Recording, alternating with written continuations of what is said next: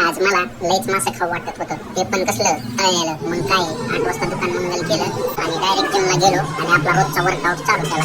तेवढ्यात जानकरदाजी आलं आणि मला म्हणाले सचिन शेट चला आपल्याला बाहेर जायचंय. काढली गाडी लगेच बट बट बट बट करत पोहोचलो दुर्गेश्वरी हॉटेलला.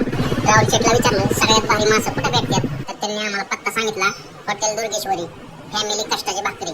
पोहोचलो आम्ही तिथं आणि हॉटेलच्या बाहेर मस्तपैकी ओल्ड थार लावलेली होती. त्या गाडीत बसलो आणि थोडी गाडीची मजा घेतली आणि थोडंसं रिलॅक्स झालो. दाजीला म्हणलं घ्यायची का थार आपल्याला घरी. दाजी म्हणलं नको. एवढ्यात जाऊन बसलो टेबलला.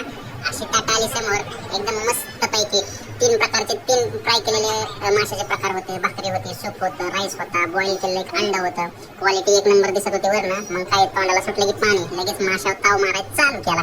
हाताच्या बाह्या दुमडायला चालू केल्या आणि मस्तपैकी रशात भाकरी चोरून भाकरी दामटाय सुरू केली. अशी क्वालिटी मस्तपैकी लागत होती की बाबा 8 दिवस झालं कुठं मासच खायला भेटलं नव्हतं. मग काय पोट भरून मासं खाऊन घेतलं आणि परत राईस ताटात घेतला, तरी बिरी टाकून मस्तपैकी परत ते राईस पण खाऊन टाकला. ते झाल्यानंतर बिस्लरीने मस्तपैकी पाणी पिलो आणि दाजीला म्हणलं बस झालं आता आपलं ओके.